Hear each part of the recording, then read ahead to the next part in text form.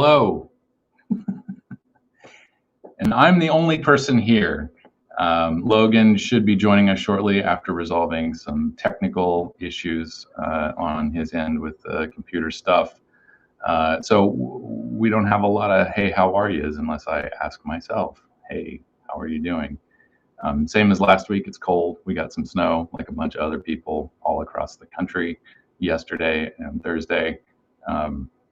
And that's that.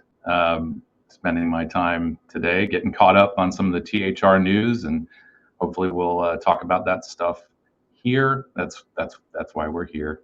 But of course, before we get to all of that, we've got to do the thing with the legislation.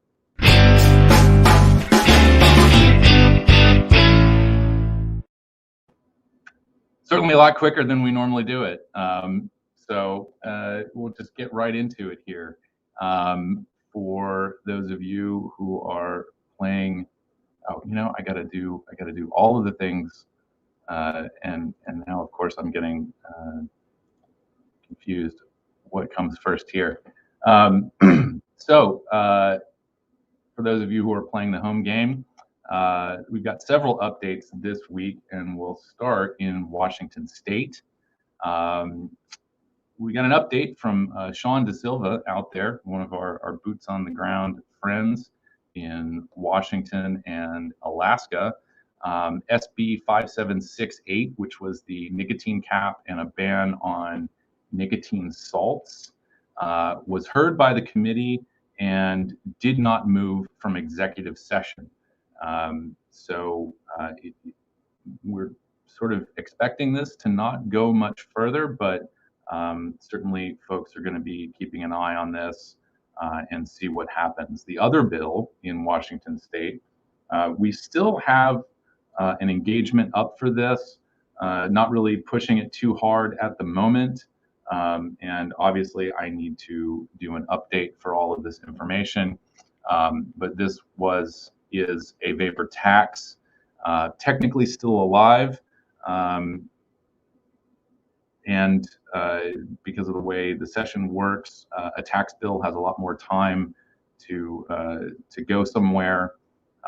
But at the moment, there are no additional hearings or executive sessions scheduled. And so, again, keeping an eye on this one as well. So relatively good news for Washington State. I'm glad to hear it. And thanks again to Sean Da Silva for keeping us in the loop and doing all the work on the ground there in Washington State. Moving right along, that's the wrong button here. Let's get to Alaska, another state where Sean has been instrumental in keeping everybody up to date on what's going on. SB 45, this was heard in committee this week. We still have an active engagement up for this, but the current status is heard and held. So I'm not entirely sure what that means as far as progression of the bill, but it's still alive, and we're keeping our eyes on it to see what the next steps are. And our engagement, of course, is still active. Always a good time if you are in Alaska to contact your lawmakers and let them know your thoughts on paying a 75% tax on vaping. So that does it. Almost done with the Pacific Northwest. Washington County, Oregon. Someone had asked us, and I wasn't sure at the time, but since then there have been articles published. A petition with 10,000 signatures upended a Washington County ban on flavored vape products. Way to go, retailers in Washington County, for organizing this, getting your customers involved. What this does is it takes it to the ballot. The statewide primary elections are on, I believe, May 17th. Just double checking my notes here. Yes, this is according to Ballotpedia, your source for all things ballot. So this is going to go to a ballot question. Which is usually what people do when they can't get legislature to agree with things. So perhaps all of the misinformation about flavored products wasn't honestly convincing enough, and so we need to put it to the people. This is really hard. Hey, we got a Logan. Hey. How's it going? All right. So, hey, how are you, Alex? Good. Yeah, you saved me from. Usually, I'm really focused on this stuff, and I'm sort of floundering because I have all these other things to worry about. No, I'm here. We're good. Look, guys, I don't know what's going on with my computer. It just doesn't want to agree with StreamYard today. So if I'm like glitchy or I freeze or whatever, just bear with me. I don't have answers, but she's struggling today. The Mac is struggling with StreamYard today. But all right, Alex, back to as you were saying. Yeah. About So Alaska. I'm sorry, not Alaska. We were in Washington County, Oregon. So the flavor ban is being put to a ballot question. These are really hard to fight because unless you've got tons of money and you can pay for a big campaign pushing a ballot initiative, which I would expect perhaps the tobacco companies would get involved here. They've got millions of dollars to put towards things like this, but we'll see. And so who knows? But convincing the people of Washington County to vote against a flavor ban is probably going to be very difficult and very expensive. But at least there is some delay here, and so we'll take the minor win while it holds up. Yes, I'm sorry, I'm getting confused here because there are other things with numbers that I have to get to. So anyway, now we're done with the Pacific Northwest. Moving right along to Maine. A lot of stuff going on in Maine besides the snow. I am actively right now attempting to get people links while you're doing this. Oh, fantastic. They're all in the show notes if that opened up for you. That's where I'm headed to.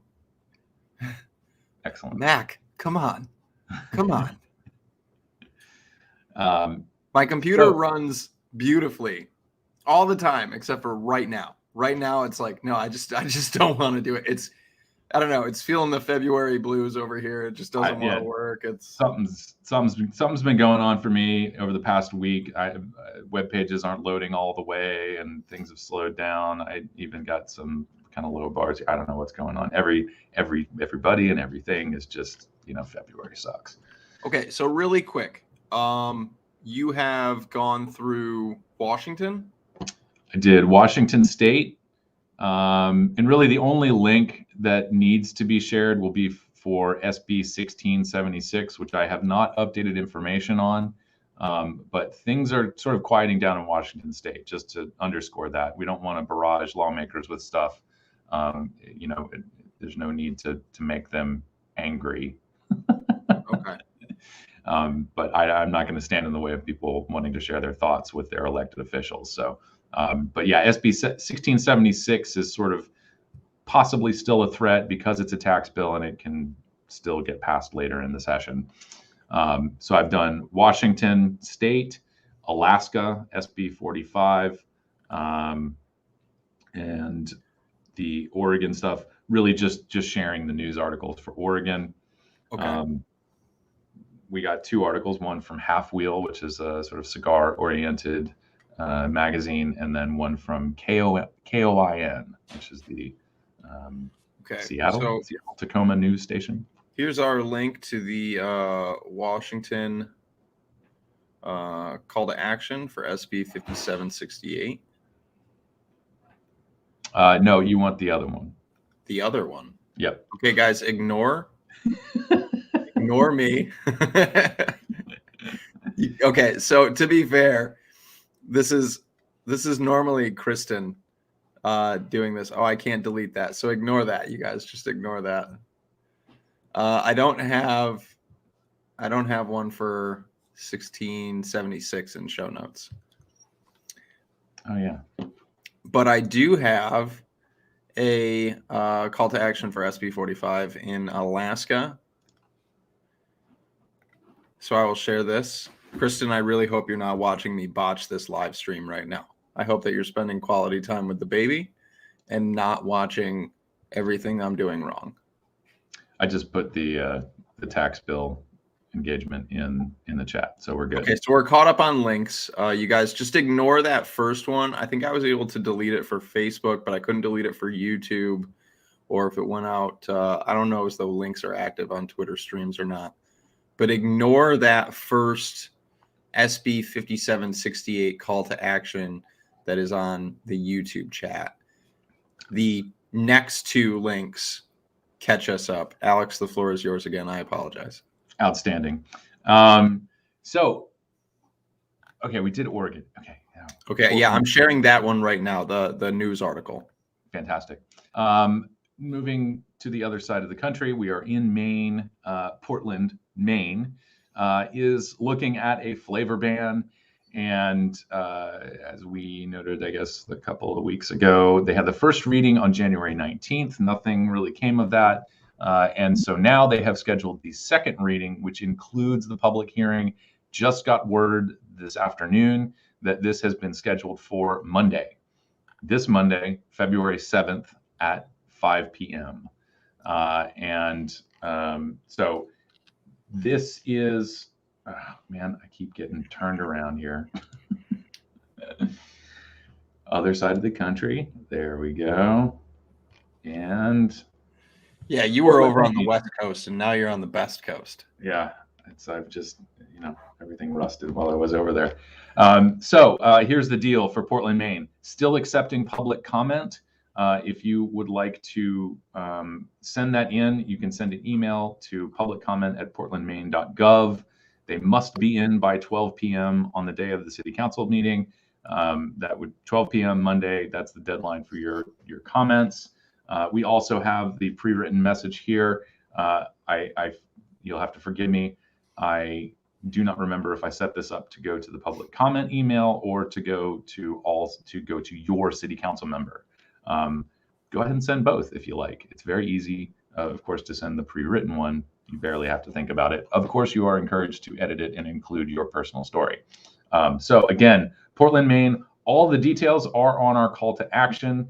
The agenda and Zoom meeting materials are here as well. That includes the link to log in. And if you are planning to testify, you just got to do the Zoom raise hand feature, and I believe they will call on you.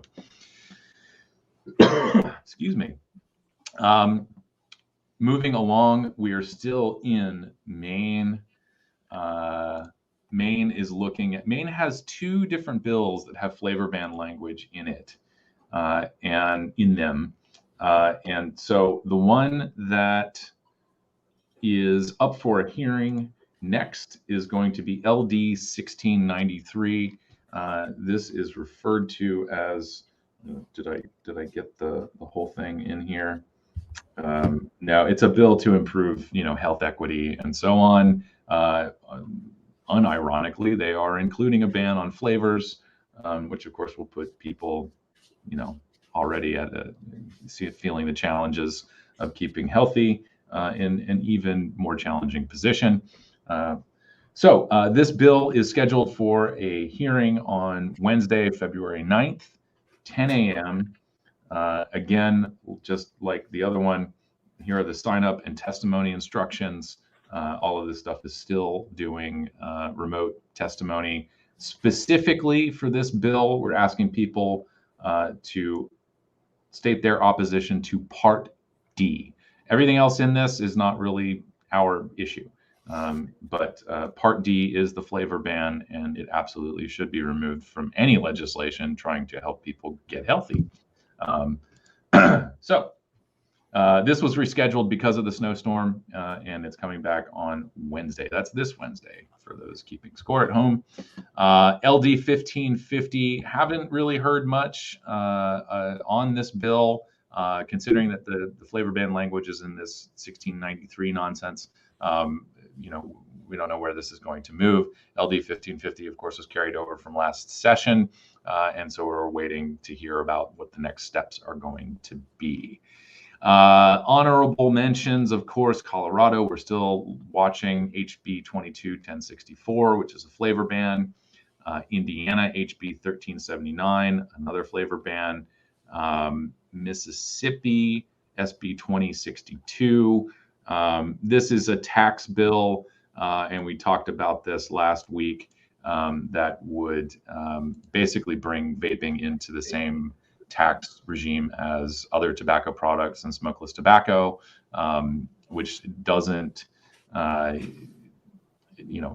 adding taxes to these products, certainly not something that we support. On the other hand, it's not like they're trying to do tax parity like Vermont or the United States. So might not be the most horrible thing in the world. Let's see. Michigan's still getting updates from Mark's list. Thank you. Not quite sure where things are this week, but sounded like things are happening and work is being done. So keep that updated. The last thing in the legislative rundown, I kind of wanted to just breeze past everybody here, are some additional resources that folks might find useful. Number one, Lindsay Stroud has produced the Tobacco and Vaping 101 50-state analysis again this year, updated. And so this is a good resource for people. Lots of facts and statistics and interesting things for all 50 states. Find your state, see what's going on. And this is a very useful resource for adding comments to your testimony or written comments or phone calls that you're making to lawmakers. So thank you, Lindsay Stroud, once again for putting this together. And this is from the Taxpayers Protection Alliance. Another tax foundation, some analysis and commentary about the Massachusetts flavored tobacco ban. Overall, no impact on sales in New England because everybody just went to New Hampshire. So another good resource, especially for tax bills and so on. We say this time and again, if you tax these products, make them unaffordable, people are just going to go back to smoking. They're going to purchase them. They're going to go to other states. They're going to purchase them from underground sources. And raising taxes on vapor products doesn't make any sense. And yet states keep doing it. So anyway, all of those points and more provided in this resource. And then this one from Christina Heron at the Citizens Against Government Waste, specifically discussing Maine's proposed flavor ban. And I apologize for not having a huge breakdown in this, but once again, this is some good analysis with links to useful studies. And I'm sure a lot of this is stated in a very understandable way. So by all means, borrow from all of these resources when putting together your comments on these particular issues. And with that, I think we're done with the legislative rundown. Ooh, okay. I am just really quickly sharing those last three links. Sorry for the bombardment of links, chat. I love you, and I just want you to have all the things all at once. Just trying to spoil you with links right now. I mean, it looks even worse on our end because we're seeing the links posted to both Facebook and YouTube. Yeah. So. Yeah, in our chat, it's just links right now. Oh, and Tom. Links and Tom. That's all I see. How's it going, Tom? Good to see you. All right. So good job, Alex, on the legislative rundown. Do we need to do a little retroactive hey, how are yous, or should we just move along to the takes? Do you want to do hey, how are yous? Because hey, how are you? My answer is cold and tired. That's just been my week. I think that's how I summed up my mood as well. Yeah, the last 3 days for me has just been take a nap, go deal with snow. Take a nap, go deal with snow.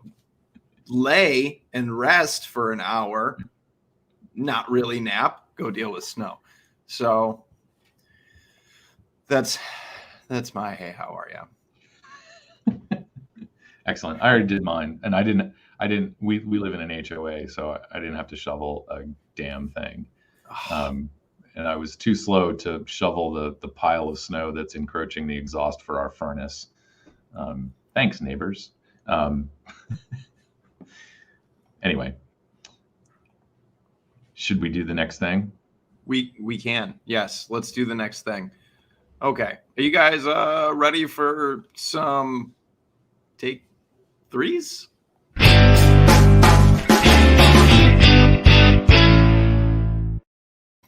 don't know why they play so weird for me.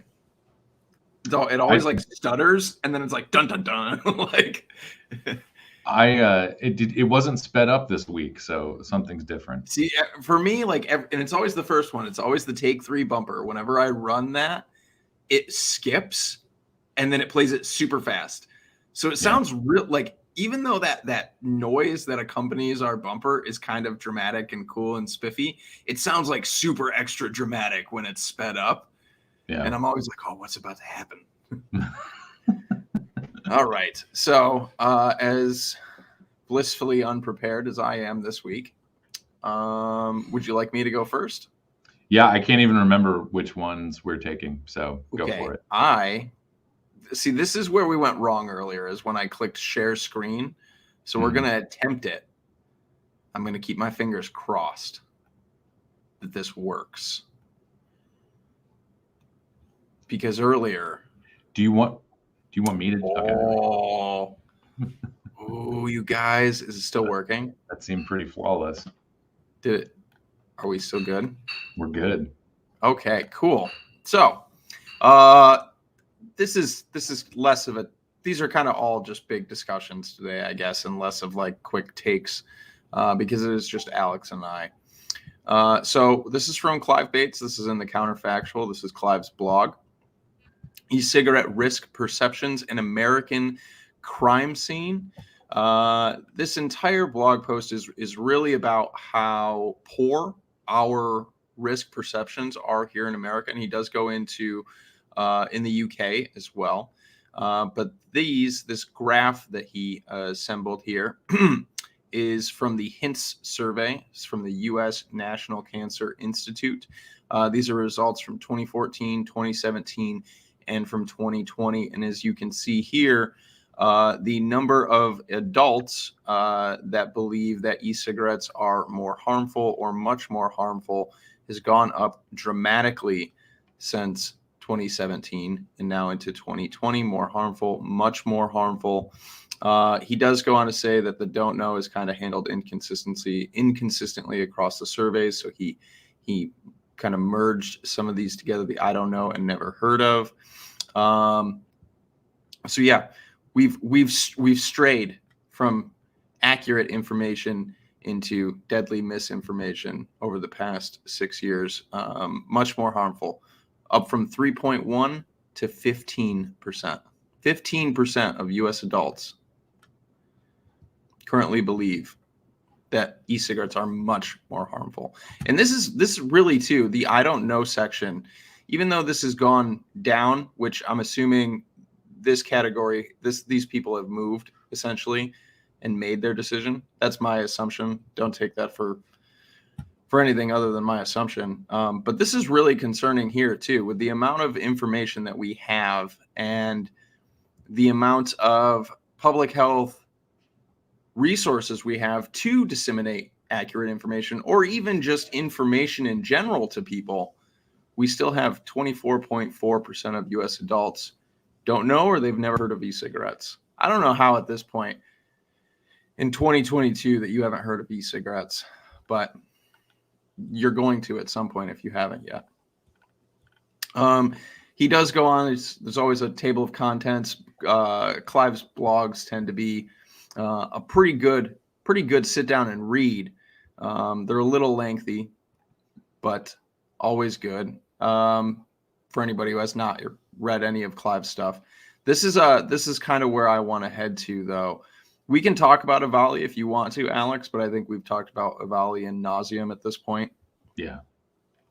Who is causing the public misunderstanding of vaping risks. And Clive is really pointing some serious fingers here. And these are some organizations that we've also talked about. I went too far. Yeah, right here. Here we go.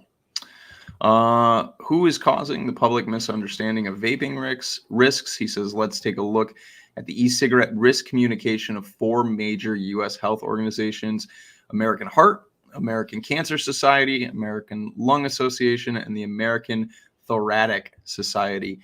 When reading this, I really, really thought he was going to put the American Academy of Pediatrics in here as well. And I'm kind of surprised that he didn't bring them up.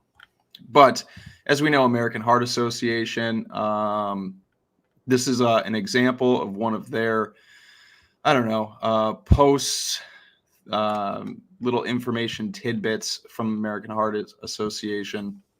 You can read through all of this dribble and cherry picking and misinformation if you want to. Along with all of these, basically Clive goes in to just kind of tear them apart, point out their poor communication or complete lack of good communication. For the AHA, I'm just going to scroll through here, you guys. I read this today, so you guys are along with me for some of this as well. American Cancer. I will jump in just a second, for just a second, and say, a lot of this, one of the things that we bring up a lot, and something, there's a theme between these two posts here, is it's all about the language. And so, this is sort of his observation here, and just looking at what the, American Heart has put up here, the title basically shows you the bias, many downsides, few potential upsides, and the entire thing focuses on just the risk. Minimal as it may be, they've managed to hype it up. And still, I believe he said this was, this is recent. This is January 31st, 2022, and we're still seeing e-cigarettes being linked to thousands of cases of serious lung injury, some resulting in death. Yeah. We're still seeing EVALI from American Heart.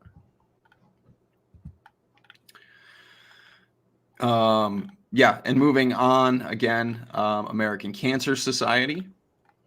This description fails to convey any sense at all that e-cigarettes are much safer than smoking. So just kind of denying, deny. We see this a lot of out of these orgs. American Lung, again, in this big group of 4 that he's pointing out.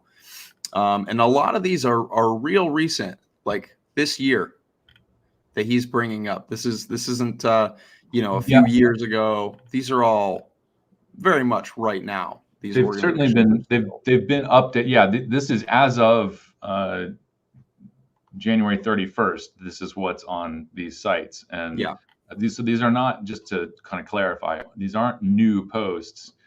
These organizations have had some form of this garbage on their website probably since 2013, 14, 15, something like that, maybe even earlier.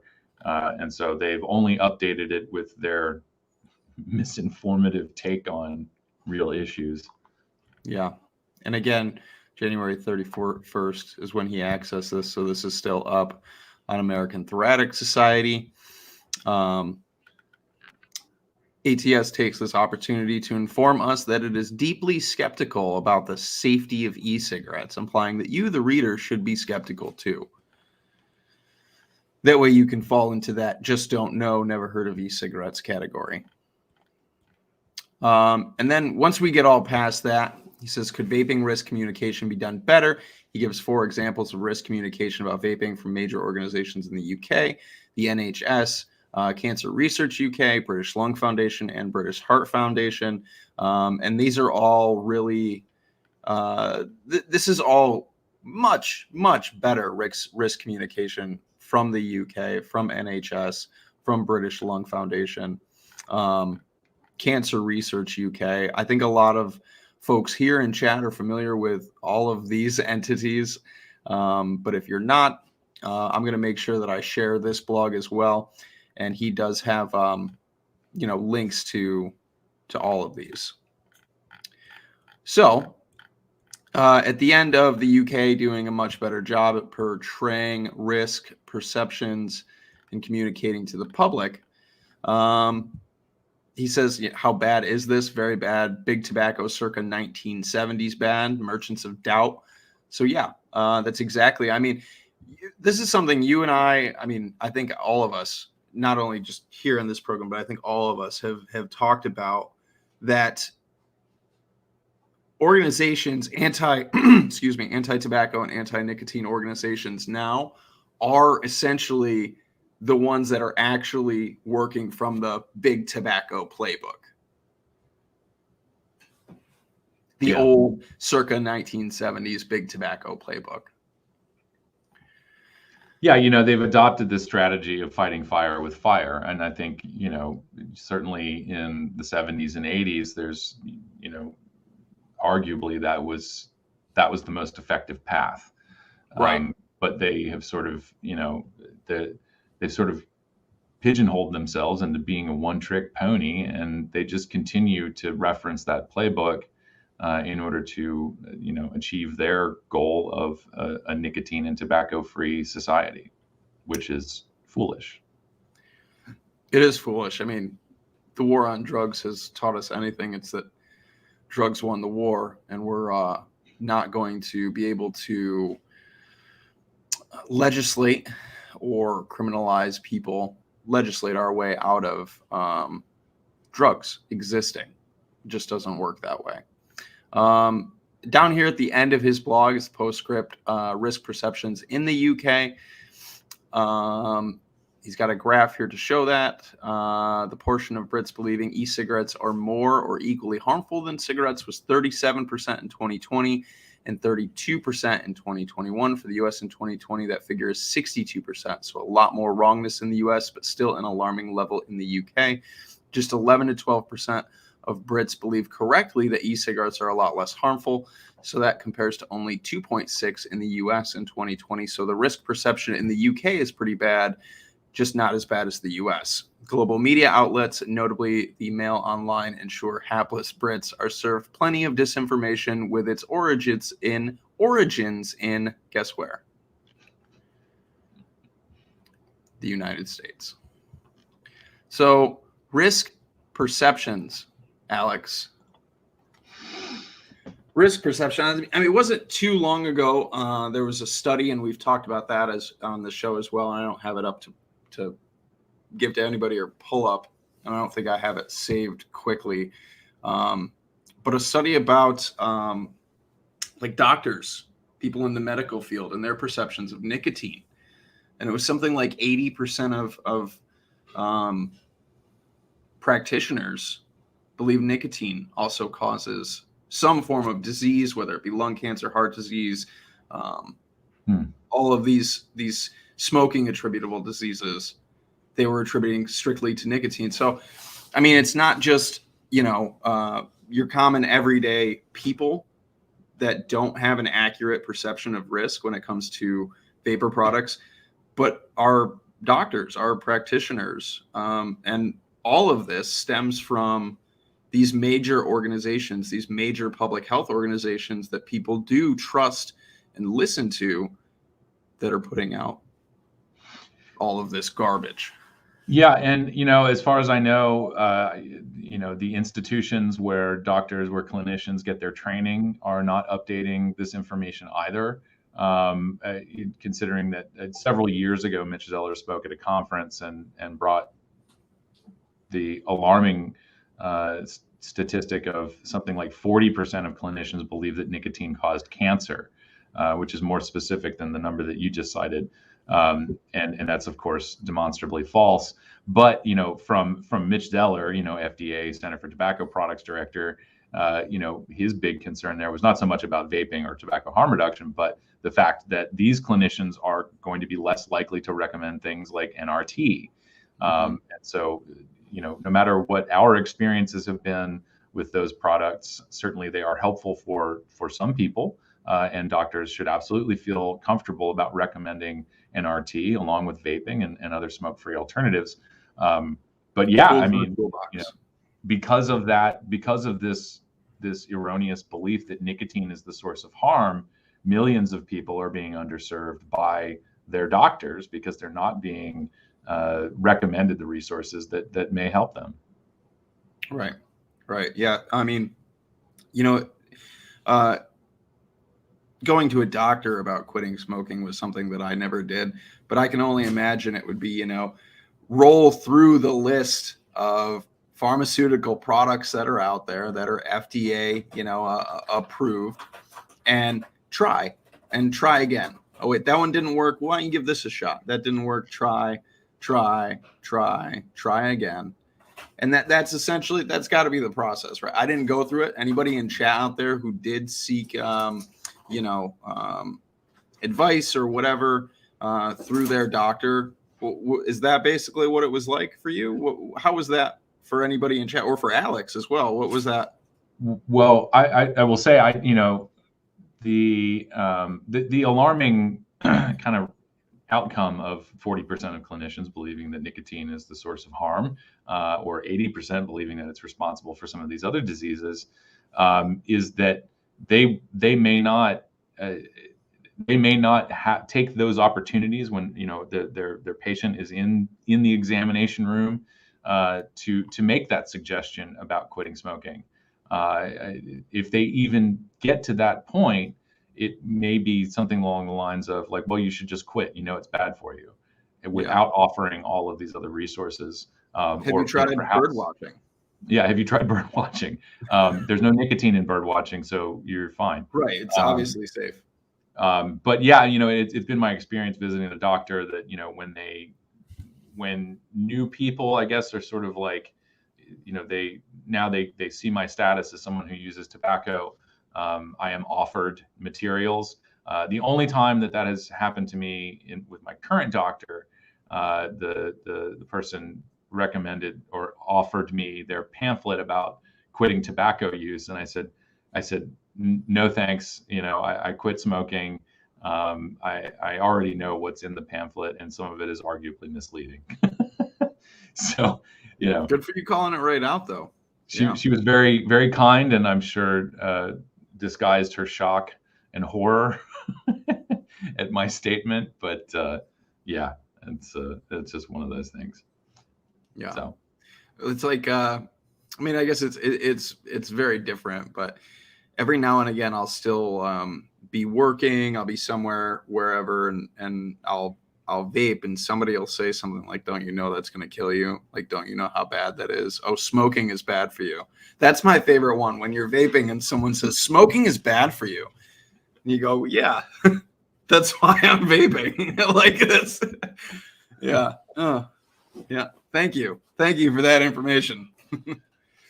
I will say, you know, in spite of the fact that, or despite, you know, clinicians in the past offering, you know, help for quitting smoking, and so when I was in treatment, they sort of made it available. That they had a nicotine anonymous meeting on Wednesday nights, which I never went to because, you know, I'm just going to hold on to the cigarettes. Do they still call it NA? I think they just use nicotine anonymous because, yeah, if you have two NAs, that's going to get confusing. Where did I lose my? Oh yeah, it wasn't so much that I took advantage of the resources being. I didn't take advantage of the resources from any doctor or medical professional. I talked to my dad. My dad smoked cigarettes for longer than I did, and he quit by using nicotine gum. And I think the way to say it actually is he quit by switching to nicotine gum. He's been chewing it for something like 13 years. He's been using nicotine gum long term. And so, you know, the last time they came and stayed at our house, my office trash can, the entire top level was just, you know, discarded nicotine gum blister packs. Yeah. So, but, you know, I took advice from my dad, someone who has experience in quitting smoking, and used his strategy. And I've told this story before, but, you know, what he suggested to me was eventually the guidance that FDA authorized nicotine gum manufacturers to use, which is, you know, don't pick a quit date, pick a start date, start using the product, start replacing cigarettes with pieces of nicotine gum, and gradually, you know, delay that first cigarette of the day. It was a pretty good strategy. despite the side effects of chewing nicotine gum, it got me to a point where I was able to go, an entire weekend. I was able to drive from Lancaster, Pennsylvania down to Atlanta, Georgia without smoking. That's a 13-hour drive without smoking a cigarette. Of course, I checked into a Super 8 when I got there and chain smoked like 3 or 4 cigarettes, but still, I made it almost the entire day without smoking. You did it. And I did it behind the wheel too, which has always been a challenge for me. Oh man, smoking and driving. That was very much like what we've all experienced with vaping and the vaping community and the support that we found among friends. That was my experience with trying nicotine gum. Was asking my dad how things went and how he used the product. Not getting advice from someone in a lab coat. So certainly, not everybody has that connection, but friends and family are that's where we get our support. So anyway, I'm getting off on a tangent. Yeah, I mean, I basically had no aside from aside from my partner who had tried vaping and was kind of in the middle, like otherwise it was I had no real support from anybody around me because I didn't know anybody like up close and personal at the time, like close friends or family that had quit smoking with vaping. So for me, that support was like day one in the vape shop. I'm a fortunate individual who had a fantastic group of people in that vape shop who were just like instant family, like instant friends. And I went back every day after that, to go hang out. And yeah, that support is definitely crucial. I will say something. My first little bit of interaction with the chat here from Neff. I never smoked in the car. It just ruins them. So I detailed full-size passenger vans for like 6 years. Was it 6 or 7 years? And yeah, definitely. We didn't have a smoking policy because the company actually recognized that it was unenforceable. We rented vans to mainly touring musicians. So, they're going to smoke in that van. Yeah, they're going to smoke in that van. They came back smelling like all kinds of things. We rented a van to Wiz Khalifa, so what that came back smelling. Oh, like. That probably the best smelling van to come back. No, actually, it was Good Guy Vapes that rented from us at one point. It came back smelling like a vape show. It was great. Hey, you don't have to do. You don't need an air freshener or anything like that. You just wipe it down, leave it be, and it smells fruity and nice. Yeah. But it smells like unicorn puke and. For those who have to deal with that smoke smell in your home or auto, one thing that will do a lot to get that smell out: chlorine dioxide gas. And where do I get that? I can't even remember the name of the manufacturer, but I did get a product that was basically a little cardboard dish and it had a little pouch in it. You add some kind of room temperature water to it, and it creates the chlorine dioxide gas. You put it in the vehicle, close up all the doors, put it in the shade. The sunlight will destroy the CO2 gas. So you can do it overnight, keep it in your garage, whatever, just keep it out of direct sunlight. Chlorine dioxide gas kills every living thing. And so it also does quite a lot to deal with smoke odors, especially that the fish smell. If you spill fish in your truck, that is almost impossible to get out of anything. But chlorine dioxide gas, also ozone shocking, will help to deal with odors. And you can actually get some cheap ozone machines on Amazon. The drawback with ozone is that it erodes plastic. So if you do it too much, some of your wiring will start to degrade. But there are ways to get that smoke smell out. And I've used them and I've experienced success. Even got the fish smell out of a car. But I will tell you, the most disgusting smelling thing to be spilled inside of a vehicle is Red Bull or pretty much any other energy drink. If you leave that sit in the summer, it will smell. It smells kind of fishy. It just smells like a dead body. I don't know what's in those things, but they're horrible. My next question is going to involve how and why you're familiar with the smell of a dead body. And maybe this isn't something that I should be asking, on a broadcasted program. No, just- I can't say that I've ever really smelled a dead human body, but things die, and you have animal to wait for corpses and that. whatnot. And of I know, course, I was, I tell you, just man, teasing. you clean out enough vans, you find enough interesting stuff. This is true. I have a photo album on my Facebook page called "Interesting Shit Found in Van at End of Rental," and they come back in various states of disrepair. So, I can only imagine. I can only imagine. Yeah. Oof. So anyway, enough about auto detailing.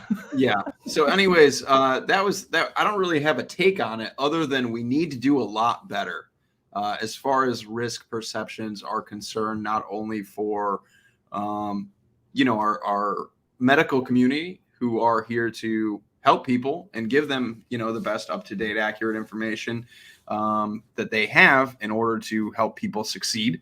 But across the board, for everyday people, we need better risk communication about smoke-free products, particularly vaping in the US and in the UK. But I have a feeling that if we improve that risk communication here in the US, I imagine it'll improve in the UK, because it kind of sounds like a lot of it comes from us. The poor communication, their misperceptions. If there's one thing the US is excellent at exporting, it is bad drug policy and bad drug information. Period, across the board. Just we don't communicate or deal with drugs very well in the United States, and that includes nicotine. So that is it for my take on Clive's latest counterfactual post. What do you got, Alex? Well, I am highlighting an article from Zachary Siegel published this week in the big shout out to Zach Siegel. Shout out to Zach Siegel, who is also another harm reduction person who is, I think it's fair to say, been engaging with the tobacco harm reduction folks as well. And this is a read for sure. But the focus here, at least what I picked up on, was what we've come to know as the disease model of addiction, and sort of moving beyond that. There's a lot of conversation in the drug world of addressing stigma, and of course, our policies have not helped with that, and all of the campaigns against drugs. And of course, if anybody's following the Truth Initiative, you've probably seen that they seem to have gotten some funding to tackle the opioid crisis. And some of the commercials that they ran, at least up here, I think probably 2 years ago, were all about using diverted pain medication or opioids, and the testimonials that they provided were very incomplete, I believe, and essentially promoted this myth that drugs are somehow magically addictive the first time you use them. The campaign didn't do anything to address the stigma of substance use, and I can't imagine it made anybody feel good about going to get help. And so to give the Truth Initiative money to do for opioids what they've done for tobacco, to me seems ultimately very harmful. So if you are watching this and you are in the drug policy reform world, keep your eyes peeled for some garbage coming from the Truth Initiative. It is bound to make your job and your life a little bit more miserable. Although I have a faith in a well-established drug policy reform movement to get out in front of this and take this nonsense down. So anyway, one of the things, this is all about the disease model of addiction, and remarkably, I think this has really just applied mainly to drugs other than nicotine, and as people who use nicotine, we've been sort of caught up in this narrative that, I guess ultimately you sort of come down to, we're just stupid, right? I mean, we're either stupid or helpless, and we're victims of aggressive marketing campaigns, and then even all of the anti-tobacco campaigning that's been going on through the years, I think most people, I don't have any numbers to back this up, but I assume the perception of people who don't smoke of people who do smoke is that we're dumb, and that after decades of information about how bad smoking is, and we still continue to smoke, we must just be idiots. But nicotine is a drug like anything else. Certainly, smoking is its own. I mean, it does actually fall under the classification of addiction, and we all like other drugs, people use nicotine for reasons, and they are not limited to slick marketing or misinformation from tobacco companies. And so I know I'm not going to do this article justice, which is why I highly recommend folks read this if you haven't. But it gets into the history of how we got to this point of treating addiction under this disease model, and I think also expressing some frustration about where the research is focused, and of course the policies around regulating access to drugs.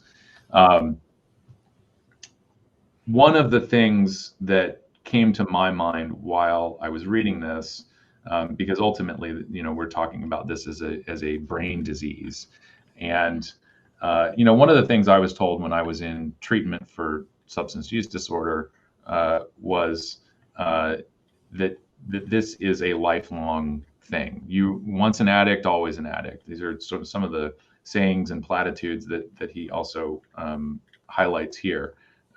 Here we go. I got the same narrative here. Being treated for addiction in my early 20s, counselors dished out slogans like once an addict, always an addict. We were presented with this advice to treat going to 12-step meetings as a diabetic taking their insulin, or I'm sorry, a person with diabetes, and that this was our way to stay away from drugs and alcohol. We had to treat this like medicine because we were suffering from a medical condition. And as much as I appreciate this effort to destigmatize substance use, it does have that effect of heaping some hopelessness onto people. And part of the narrative, one of the things that I was told when I was in rehab was you can expect to make less than $1 million in your lifetime. I think your average person who doesn't use drugs, and they or whatever. Most people who use drugs don't actually have a problem, but someone who's not addicted, someone who isn't going through substance use disorder, functions normally. They can go out to the bar after work and have some cocktails, do karaoke, play trivia night, whatever, in a bar with their buddies from work. And in those settings, people are exposed to different opportunities, perhaps promotions. Career advancements happen in a casual setting most of the time. As a recovering alcoholic or someone in long-term recovery, I was not supposed to be comfortable with going to a bar. I was told to avoid those places, people, places, and things. Change everything about what you're doing. And I got out of rehab and I said, I'm not interested in that. I don't see, if I'm being equipped with the tools to avoid substance use, then I need to get to a point where I'm comfortable going out to a bar with my friends. I don't want to miss out on these social opportunities. I don't want to leave my home. I don't want to have to relocate again in order to avoid using drugs and alcohol. I want to keep my relationships. That's part of my support. And so, I don't know that a lot of people who go through recovery are in a position to be able to do that, right? I think a lot of people who go through recovery, they get out and they have to start dealing with life on life's terms. And, even though we've sort of been given the tools of abstinence in a recovery program, we're not always well equipped to come out and negotiate life when we come out of a treatment facility or come out of a 12-step meeting. All of those things, all of those problems, all of the challenges of life are still there. They don't stop just because we get sober. And you know, I don't necessarily. Oh, we lost Logan. I don't necessarily care that, you know, how people think about this, whether it's a disease or a moral failing or whatever. It's you know, the most important thing is that we're equipped to navigate life without leaning on drugs in a self-destructive way or a harmful way. And I don't know that the disease model adequately prepares people for that. And so, yeah, this is my very brief take on this. This is an excellent article. Everyone should go and read it. Again, is this your brain on drugs? Zachary Siegel. I'm sure I missed some of the finer points here. So I apologize to Zach for maybe not doing his article justice, which is why, again, the link will be in the chat, and I encourage people to go read it. So while you were discussing this, I went and dug through my bookmarks really quickly because I had read an article a few years ago that was very similar, and it's from Scientific American. And I'm not trying to downplay Zach's article in any way. Zach's article is phenomenal, but I would also like to share this as well because this is also an excellent read. It's from 2018.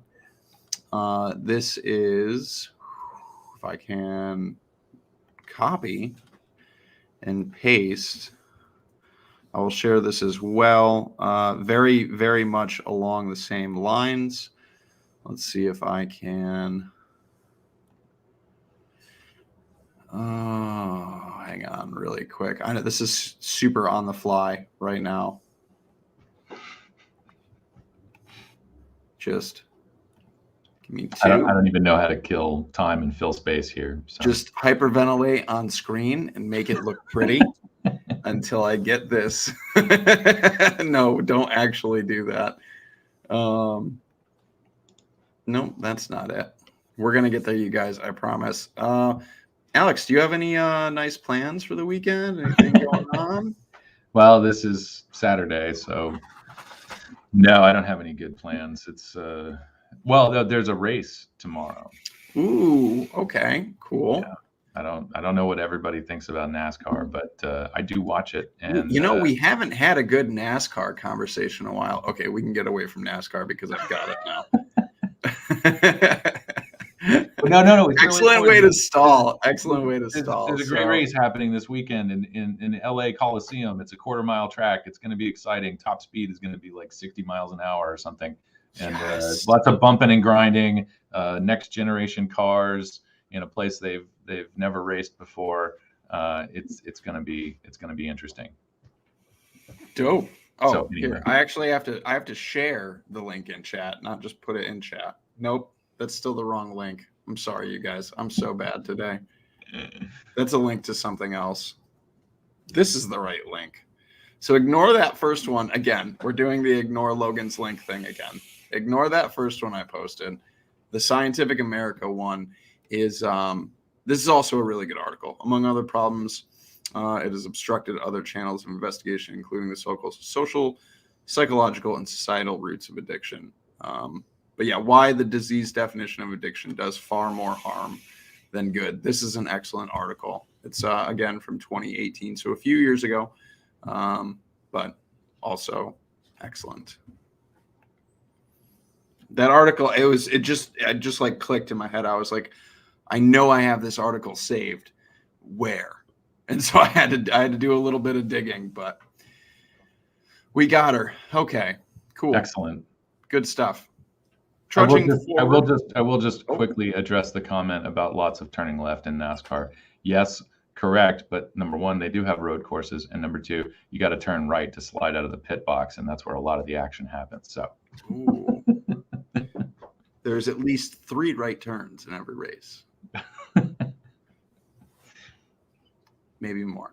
So should we move on to the dive? because this isn't going to be very deep. Ooh, we should just start calling it the dive. I like that.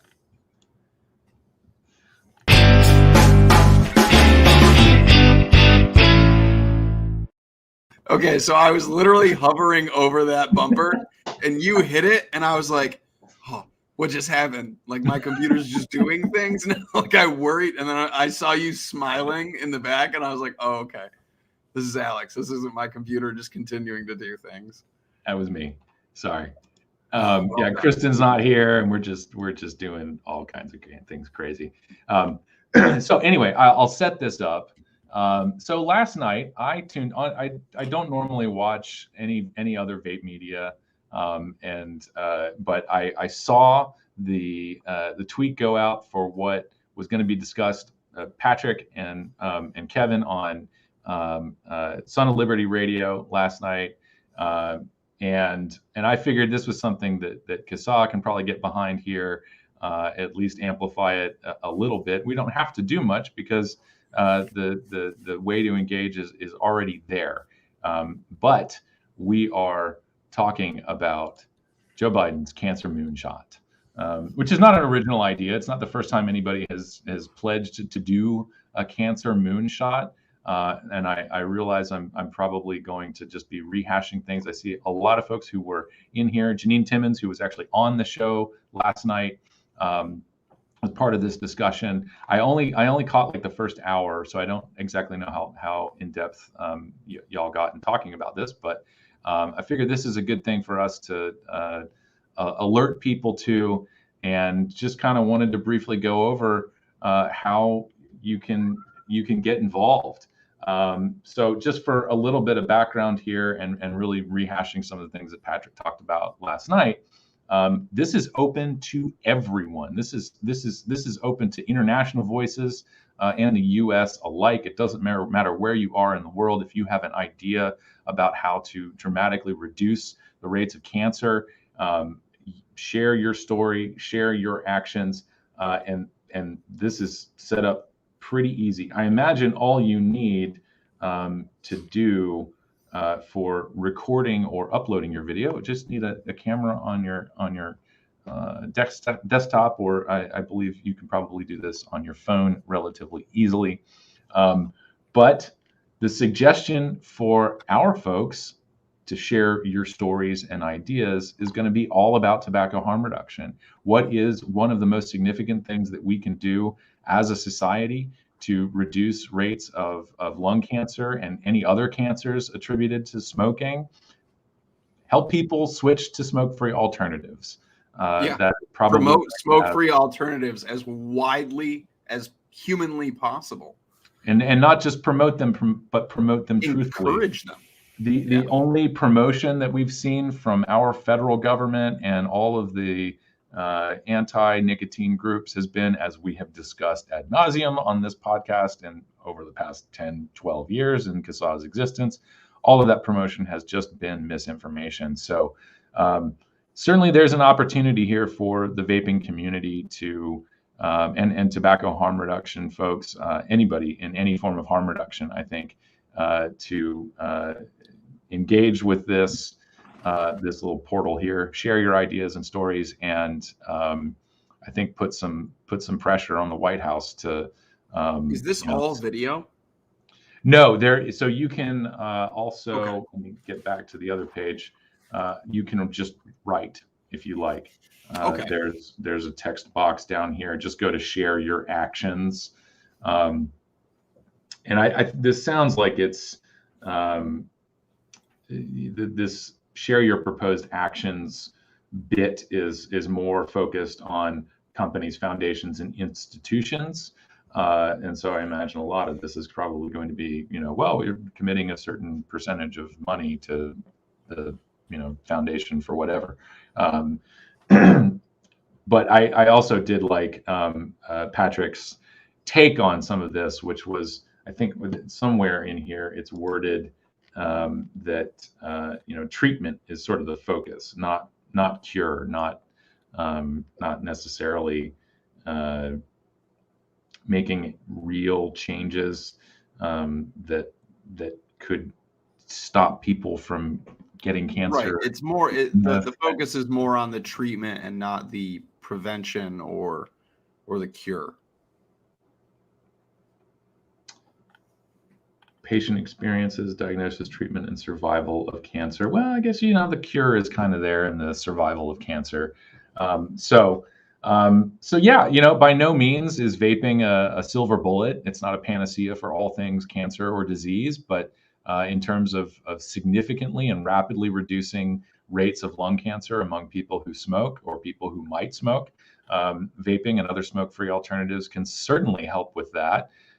You know, it's going to take probably a generation or so to see results from lots and lots of people switching away from combustion. But hey, you know, it's never really too late to start. It's never too early to start on something like this. And so I just kind of want to, you know, if we can get a chorus going here. Thank you, Patrick, for talking about this, and just kind of wanted to add, you know, whatever reach we have to encourage people to talk about how vaping or other smoke-free alternatives have improved their health. And here, if anyone would like to cite something directly talking about cancer potencies in nicotine products, including e-cigarettes, and comparing them with tobacco smoke, I'm going to go ahead and share this. I don't know as though we've ever... I shared it for you. From BMJ? I don't know, whatever's on the screen right now. Oh, okay. Sorry, I wasn't on the actual like StreamYard screen, so I was like, what is he talking about? Okay. This right here. This was a study. Oh, when was this done?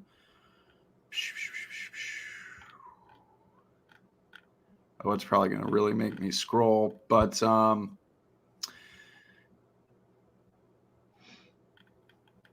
yeah, I don't know exactly when this was. This is a few years old, though. But either way, e-cigarette emissions span most of this range, with the respondents of products having potencies of less than 1% of tobacco smoke and falling within 2 orders of magnitude of a medical nicotine inhaler. So, approximately less than 1% of the cancer potential compared to tobacco smoke.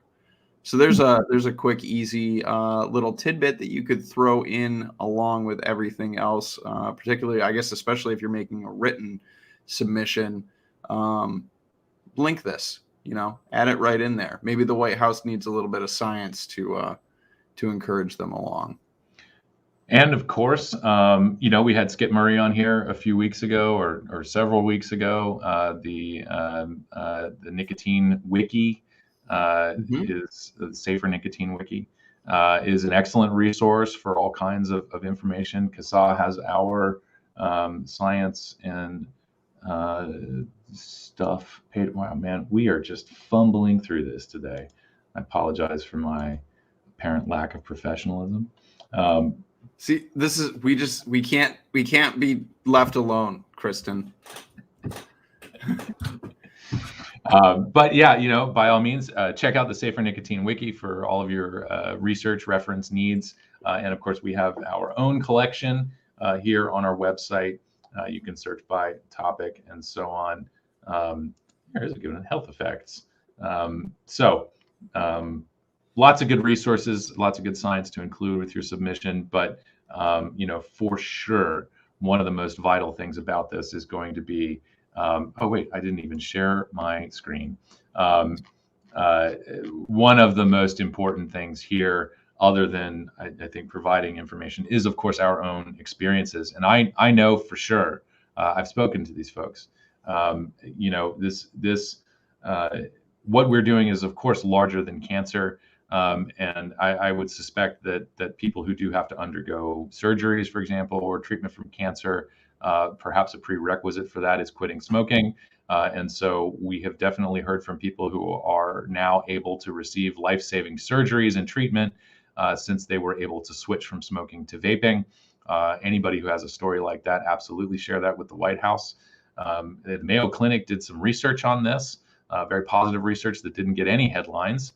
that patients who switched from smoking to vaping were able to get life-saving surgeries. And so anybody's personal stories, whether that is your personal story or a story about someone you know and love who was able to get surgery or treatment because they switched to vaping, I think would be really, really important and very impactful. And I think everybody knows someone who has died early because of smoking. And so all of us have a really good reason to share our thoughts with the White House on this. So I'll just I'm going to drop the link in chat so everyone can find this and share your thoughts with the White House on how we can, as the vaping community. I'm just going to I'm going to link our 13,000 testimonials direct. I'm just going to send all of them to the White House, like just in case you wanted to hear from 13,000 real people all in one shot. Here you go. And of course, if you want to make that number go up, submit your testimonial. Oh, look at that plug. Look at that. Yeah, seriously. It's one of those things that I kind of talk about really briefly in the spiel at the end of every show, along with becoming a CASAA member. If you haven't submitted a testimony, you guys, it only takes a few minutes to share your story.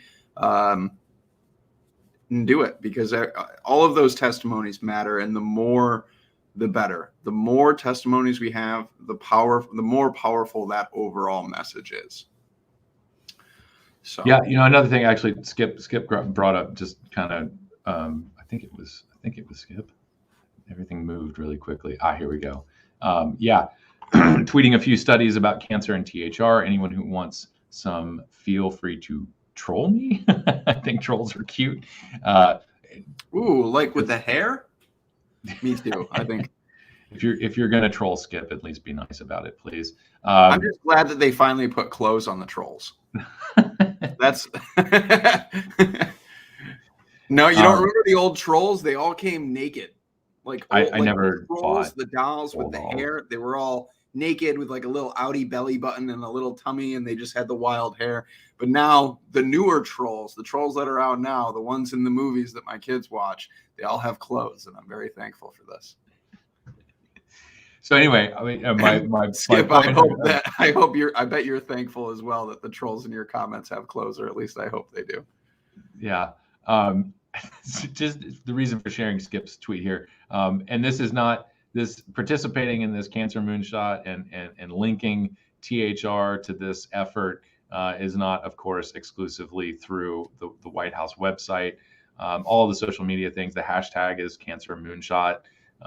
And I think we can, with the small but dedicated army of tweeters that we have in the vapor space and THR space, I think we can make a little bit of noise about this and make it abundantly clear to folks that vaping and smoke-free alternatives to cigarettes can do quite a lot to reduce rates of cancer and of course all the other diseases that are attributed to smoking. So yeah, by all means, get out there on social media and start linking studies and articles and so on. This has nothing to do with the moonshot, but I think I wanted to bring this up while we were talking about Clive Bates's article. I immediately found a use for Clive Bates's article, which still of course is a little bit related to what we're talking about here, but.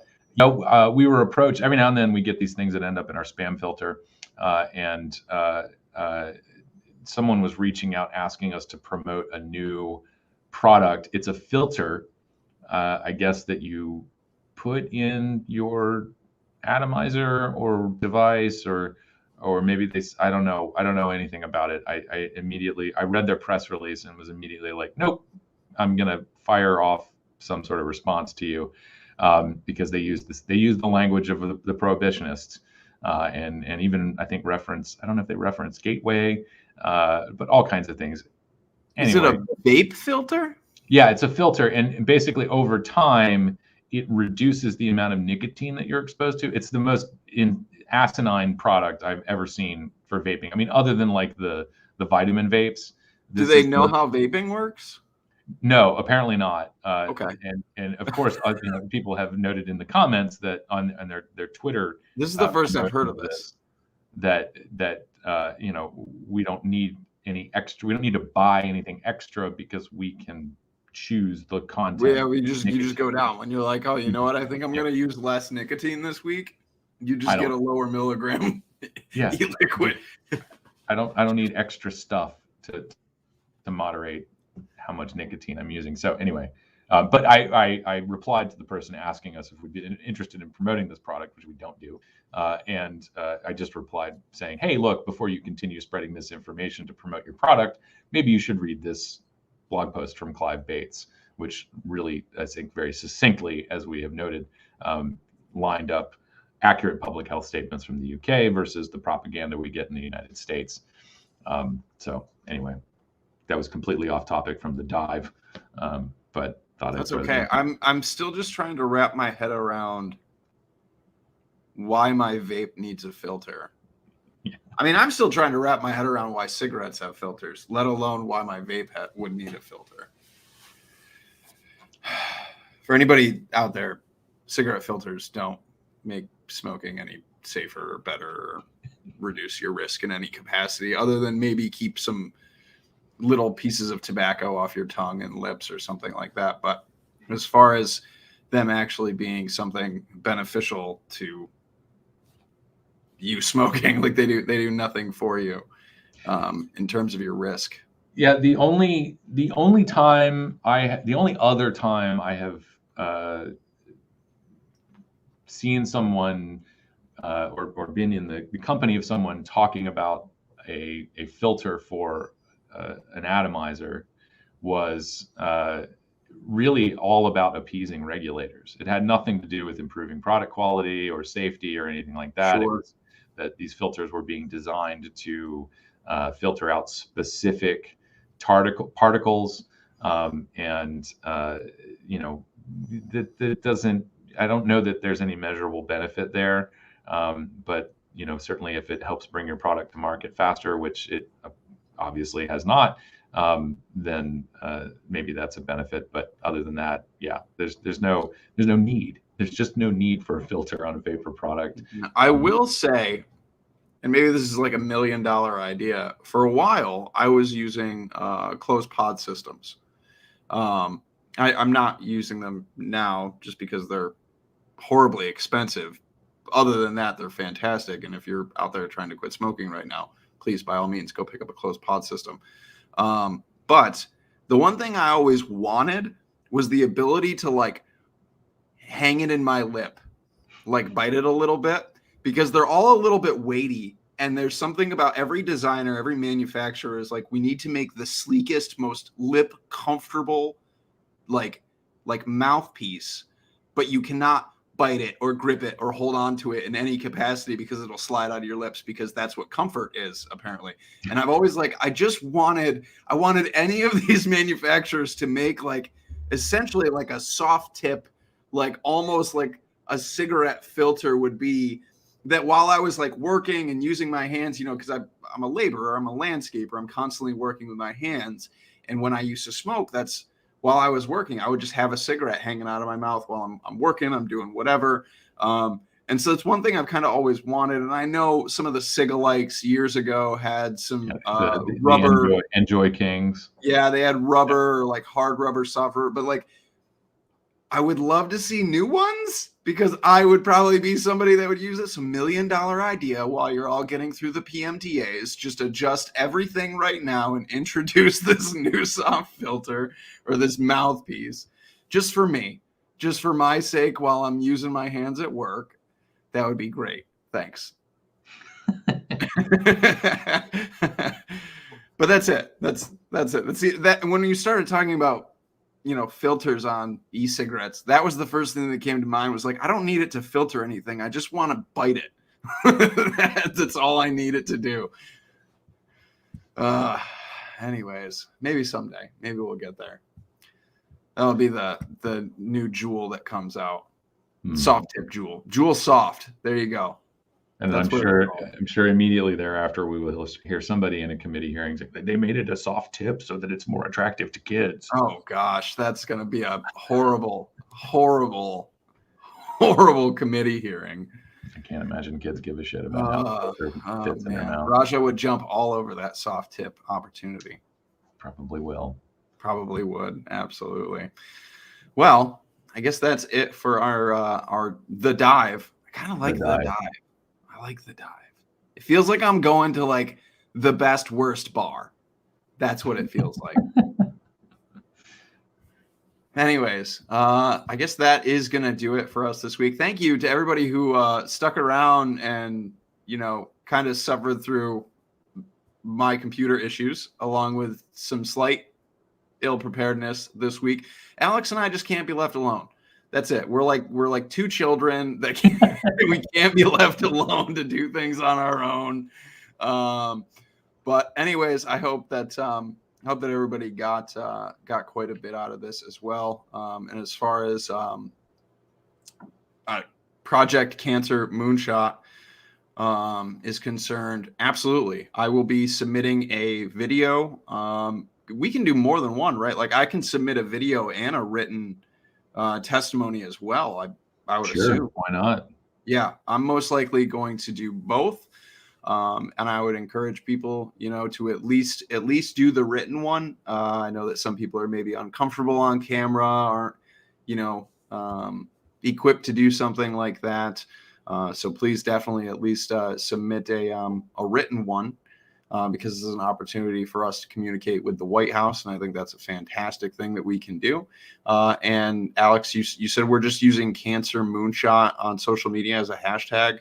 Yeah, look around, see if there's some others, but hashtag Cancer Moonshot is one that I've seen around on the Twitters.